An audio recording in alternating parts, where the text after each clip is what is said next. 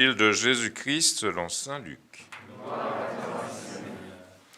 Quand fut accompli le temps prescrit par la loi de Moïse pour la purification, les parents de Jésus l'emmenèrent à Jérusalem pour le présenter au Seigneur selon ce qui est écrit dans la loi. Tout premier-né de sexe masculin sera consacré au Seigneur. Il venait aussi offrir le sacrifice prescrit par la loi du Seigneur, un couple de tourterelles ou 2 petites colombes. Or, il y avait à Jérusalem un homme appelé Siméon. C'était un homme juste et religieux qui attendait la consolation d'Israël, et l'Esprit Saint était sur lui. Il avait reçu de l'Esprit Saint l'annonce qu'il ne verrait pas la mort avant d'avoir vu le Christ, le Messie du Seigneur. Sous l'action de l'Esprit, Siméon vint au temple. Au moment où les parents présentaient l'enfant Jésus pour se conformer au rite de la loi qui le concernait, Siméon reçut l'enfant dans ses bras et il bénit Dieu en disant : « Maintenant, ô Maître souverain, tu peux laisser ton serviteur s'en aller en paix selon ta parole. Car mes yeux ont vu le salut que tu préparais à la face des peuples, lumière qui se révèle aux nations, et donne gloire à ton peuple Israël. » Le père et la mère de l'enfant s'étonnaient de ce qui était dit de lui.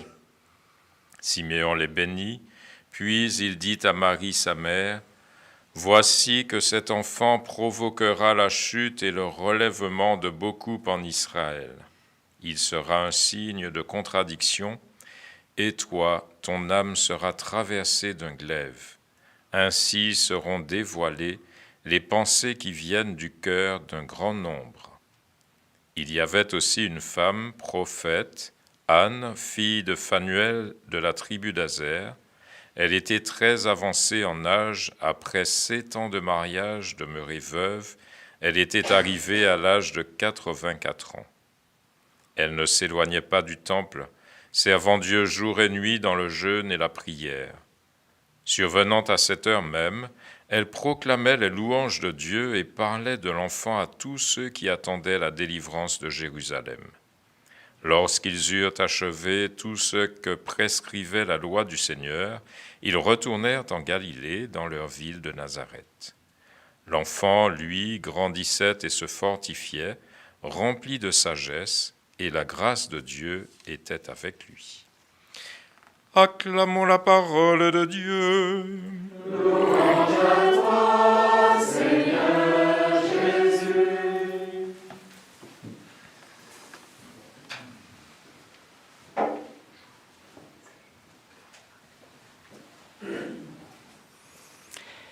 Je me souviens d'une conversation entre prêtres où la question était de savoir si l'on pouvait prier l'office avec son téléphone plutôt qu'avec un bréviaire. Certaines parlent de chiffon, d'autres parlent de bréviaire.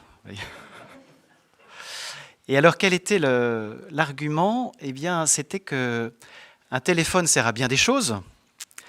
Il peut servir à recevoir des mails, à passer des coups de fil, bien sûr, alors que le bréviaire ne sert qu'à prier. Et donc, quand je prie avec un bréviaire, il n'y a pas d'ambiguïté. Vous voyez, on n'est pas en train de se dire « il fait autre chose ». Quand je prie avec mon téléphone, on peut toujours se dire « mais qu'est-ce qu'il fait à lire ses mails maintenant ? Ce n'est pas le moment ». Le bréviaire est consacré à la prière, pas le téléphone. Vous voyez l'histoire ? La consécration, c'est d'être entièrement donné à une finalité unique. Nos sœurs, nos frères consacrés dans le célibat pour le royaume sont entièrement donnés, corps, cœur, esprit, au Seigneur. Lors de la messe d'engagement, le 30 décembre dernier, dans la basilique de Paray-le-Monial, au cours de la retraite de la Fraternité de Jésus, 14, je crois, de nos frères et sœurs ont fait une démarche, 12 sœurs, 4 ont fait un premier engagement, 4 l'engagement définitif, 4 un premier engagement, 8 l'engagement définitif, et 2 frères, l'un a fait un engagement définitif et l'autre un premier engagement. Donc, vous voyez, 14 frères et sœurs qui répondent à un appel du Seigneur et qui nous disent à tous, quel que soit notre état de vie, quelle que soit notre vocation, notre situation, qui nous disent à tous que nous sommes appelés à être entièrement à Dieu. Monseigneur Le Sceau, dans son homélie, a dit à nos frères et sœurs, vous êtes des témoins de l'avenir. L'expression m'a marqué, témoins de l'avenir. Peut-être que certains ou certaines d'entre nous ont de la peine à comprendre cette vocation des consacrés dans le célibat pour le royaume. Eh bien, on a là une belle réponse. Vous voyez, la vocation des consacrés, que ce soit consacrés dans le monde, que ce soit sous la forme religieuse, plus classique ou de la vie monastique, la consécration est un signe pour toute l'Église, pour chacun de nous et pour toute l'humanité même, que la vocation ultime de chacun, c'est d'être entièrement en Dieu et uniquement à Dieu. Il nous veut pour lui parce qu'il nous aime. Quand on aime quelqu'un, on a envie d'être avec lui pour toujours.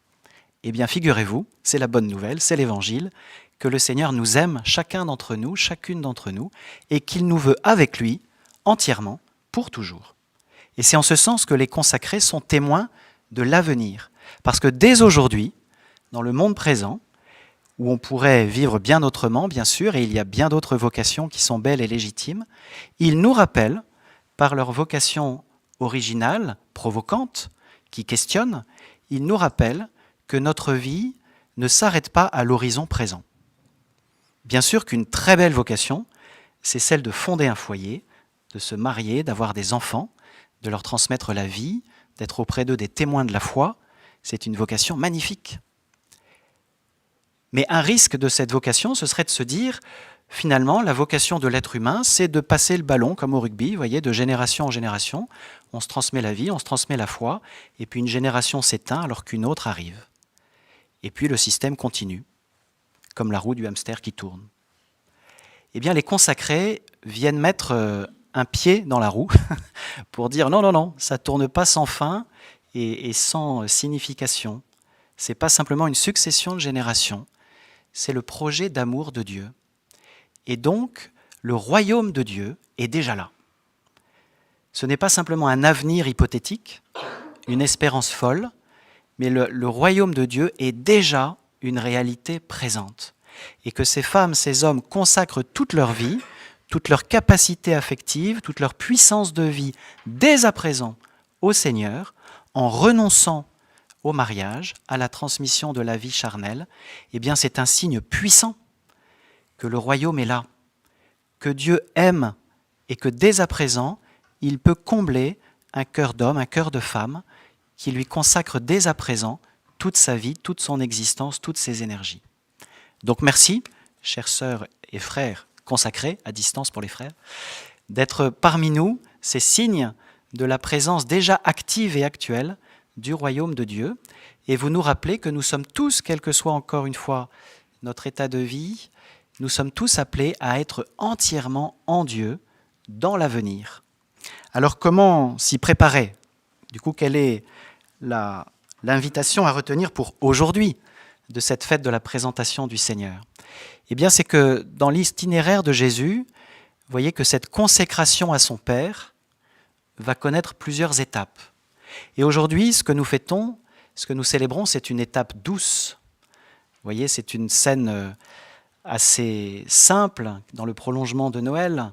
Ce petit enfant présenté 40 jours après sa naissance par la Vierge Marie et Saint Joseph, comme la loi de Moïse le prévoyait, voilà, présenté au Seigneur dans le temple, offert à Dieu, puisque la loi de Moïse dit que les premiers-nés appartiennent au Seigneur, lui sont consacrés, avec cette offrande de 2 tourterelles qui vont être offertes en sacrifice pour racheter la vie de l'enfant, pour que l'enfant lui-même ne soit pas sacrifié, Dieu merci. Eh bien, c'est encore une scène relativement paisible. Mais elle annonce en filigrane une autre scène qui a le même sens, mais qui sera beaucoup plus dramatique. Et c'est assez beau, vous voyez que les lumières aient été déposées par nos sœurs consacrées au pied de la croix de Jésus. Les lumières, elles sont là où était la crèche, jusqu'à récemment, pendant le temps de Noël. Et voilà que la croix est plantée au milieu de la crèche et que ces lumières nous invitent à regarder la croix de Jésus. Parce que ce sera le moment de l'offrande existentielle de Jésus. Son sacrifice ultime, cet acte d'amour et d'abandon entre les mains du Père, alors qu'il encaissera toute la haine, tout le mal, tout le poids du péché du monde pour nous en délivrer. L'évangile d'aujourd'hui nous prépare à l'offrande de Jésus au soir du Vendredi Saint. Et cela nous montre que dans nos vies aussi, il y a des étapes dans l'offrande de nous-mêmes. En fait, nous avons déjà été consacrés à Dieu, nous avons déjà été offerts à Dieu au jour de notre baptême. Vous voyez, le baptême est une véritable consécration au sens où toute notre vie doit être tournée vers le Seigneur, comme le bréviaire qui n'est tourné que vers la prière. Alors, est-ce que je suis un chrétien en mode bréviaire ou est-ce que je suis un chrétien en mode téléphone portable? Vous voyez, à chacun de voir. Hein, à qui suis-je dédié? Qui oriente et polarise mon existence? Est-ce que c'est tout un tas d'activités, tout un tas de dieux, pourrait-on dire d'idoles, ou est-ce qu'il n'y a qu'un seul Dieu, qui est vraiment celui en fonction de qui je me détermine, dans mes choix, dans mes renoncements, dans mes activités? Est-ce que c'est à lui que je confie ma journée, que je consacre ma journée le matin? Ou est-ce que ma journée, elle est à plein de monde, et surtout à moi? Ou bien est-ce que ma journée, elle est pour le Seigneur? Est-ce que ma vie est pour le Seigneur? Et ça, cette question, elle est pour chacun de nous, quelle que soit notre vocation. Parce que par le baptême, nous sommes consacrés au Seigneur d'une certaine façon. Vous voyez, quand le Seigneur se plaint auprès de Marguerite Marie de souffrir de l'ingratitude des hommes et surtout des âmes qui me sont consacrées, on peut se dire, bah oui, disons, les religieuses et les prêtres de ce temps-là, ça se tenait pas bien. Mais on peut comprendre aussi que, comme baptisé, aujourd'hui, 21e siècle, je suis concerné. Mon baptême me consacre à Dieu. Et est-ce que je suis rempli de gratitude pour le Seigneur, lui qui donne sa vie pour moi, qui me sauve, ou bien est-ce qu'au contraire, je me détourne de lui pour me tourner vers mes petits bonheurs, mes petits plaisirs, qui sont autant de divinités qui ne sont pas l'unique Dieu vivant et vrai. Alors, frères et sœurs, laissons-nous toucher par cette scène évangélique, par la lumière qui s'en dégage. Voyons l'offrande de l'enfant de Jésus fait par ses parents. Voyons déjà aussi l'offrande de Marie. Siméon prophétise déjà le mystère de la croix, le vendredi saint. Et puis soyons confiants, parce que le Seigneur nous accompagne. Il y a pour nous une consécration initiale, celle du baptême. Et puis vient un jour où il faut existentiellement se donner, s'offrir vraiment.